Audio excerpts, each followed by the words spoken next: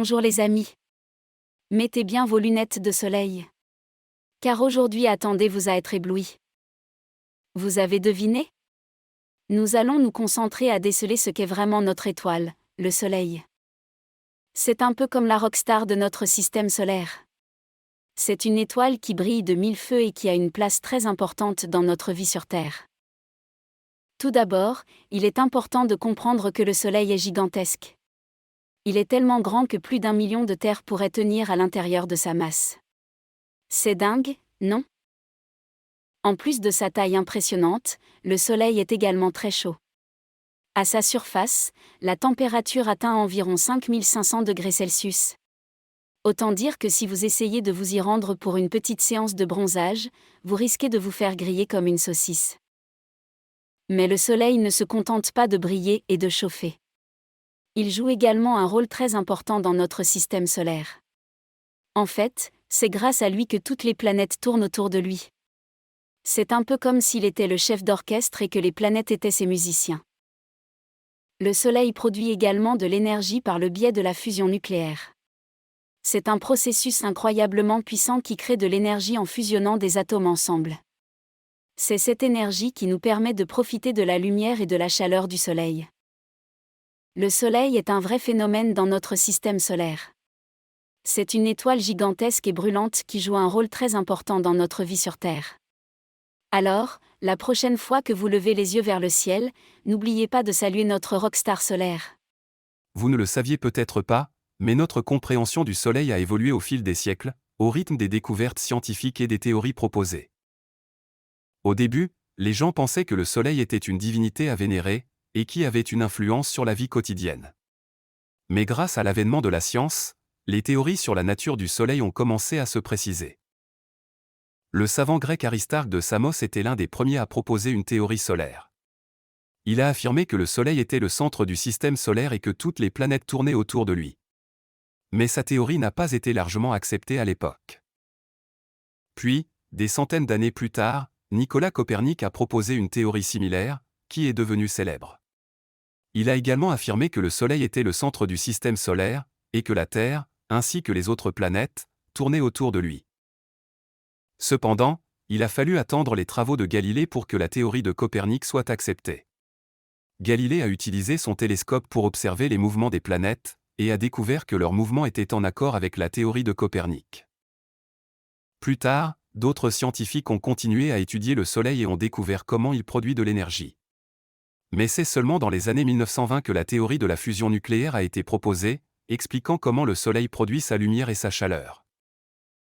Ainsi, notre compréhension du Soleil a évolué au fil des siècles grâce à des théories proposées et des découvertes scientifiques. Qui sait ce que l'avenir nous réserve pour notre compréhension de cette étoile fascinante? Si vous avez déjà regardé une tranche de gâteau bien faite, vous savez à quel point il est important de comprendre la structure interne des choses. Eh bien, c'est exactement ce que nous allons faire avec le Soleil. Le Soleil a une structure en couches, chacune ayant sa propre composition et fonctionnement. Tout d'abord, il y a la zone de convection, qui se situe près de la surface. C'est ici que la chaleur produite par la fusion nucléaire est transportée vers la surface par des mouvements de convection. C'est un peu comme un grand chaudron qui bouillonne. En dessous de cette zone se trouve la zone radiative. C'est une région dense où la chaleur est transportée par des rayons lumineux qui rebondissent à l'intérieur. Cette zone est également le lieu où la fusion nucléaire se produit, créant de l'énergie et de la lumière. Plus profondément à l'intérieur du Soleil se trouve la zone de transition. C'est là où la densité et la température du Soleil augmentent considérablement. Enfin, au centre du Soleil se trouve la région la plus dense, appelée le noyau. C'est là où la fusion nucléaire est la plus intense et où l'énergie est produite. Chacune de ces couches joue un rôle important dans le fonctionnement global du Soleil. Par exemple, la zone radiative et la zone de convection sont responsables du transport de la chaleur produite par la fusion nucléaire vers la surface, tandis que le noyau est responsable de la production d'énergie qui permet au Soleil de briller. Le Soleil est bien plus qu'une simple boule de feu dans le ciel. Il a une structure interne complexe, avec différentes couches ayant chacune leur propre composition et fonctionnement. Grâce à cette structure, le Soleil est capable de produire l'énergie et la lumière qui nous permettent de vivre sur Terre. Savez-vous ce qu'est la photosphère? Eh bien, c'est la couche la plus visible du Soleil, celle que vous pouvez observer avec des lunettes spéciales pendant une éclipse solaire. Surtout ne regardez jamais directement le Soleil sans protection. La photosphère est la couche la plus extérieure du Soleil et est composée principalement d'hydrogène et d'hélium.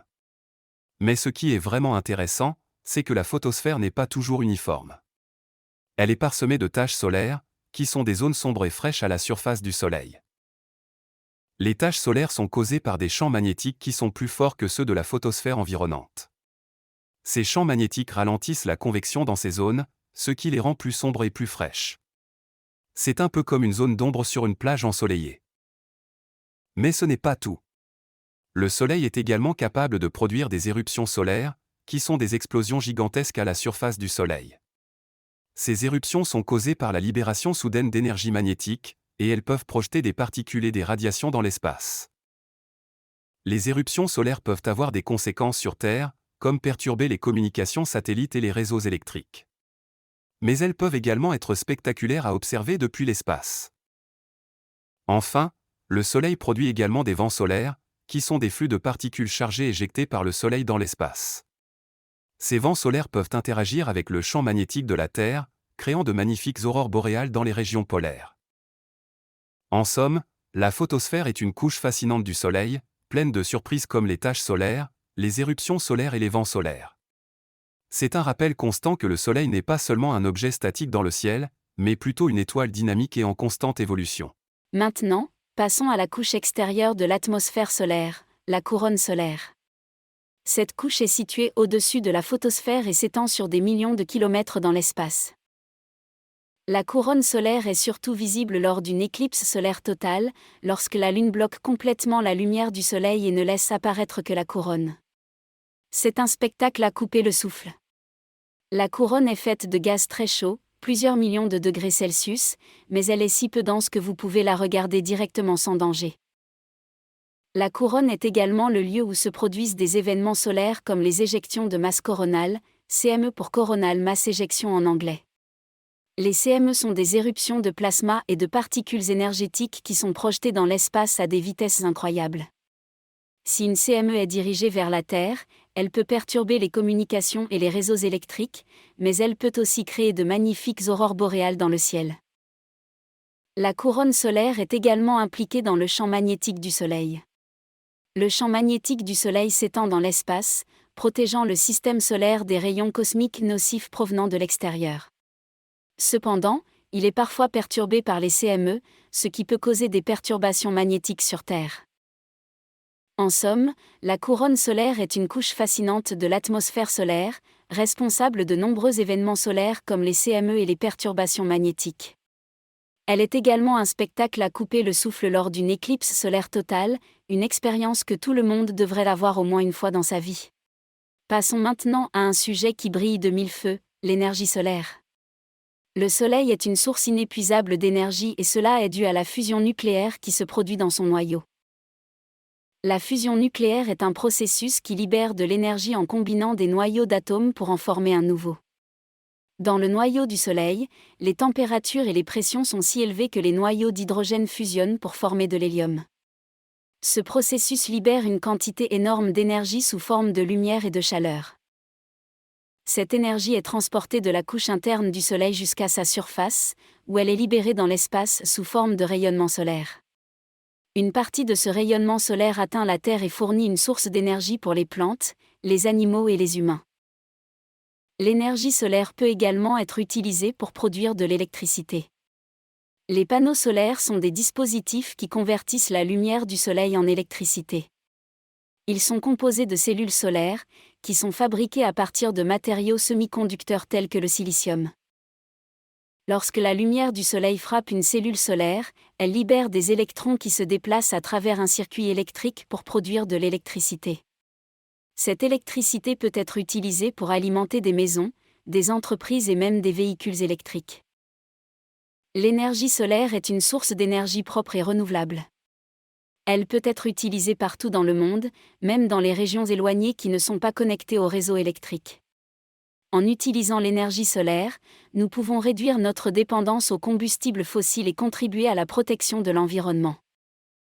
Le soleil est une source incroyable d'énergie qui nous fournit de la lumière et de la chaleur, ainsi que la possibilité d'utiliser cette énergie pour produire de l'électricité propre et renouvelable grâce aux panneaux solaires. Alors, n'oubliez pas de remercier le soleil la prochaine fois que vous profiterez de ses bienfaits. Le soleil peut être notre meilleur ami, mais parfois il peut aussi nous jouer des tours.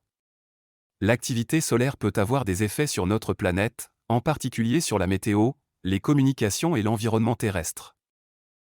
Lorsque le soleil émet des particules chargées, celles-ci peuvent interagir avec l'atmosphère terrestre et provoquer des aurores boréales et australes, des phénomènes magnifiques et fascinants à regarder.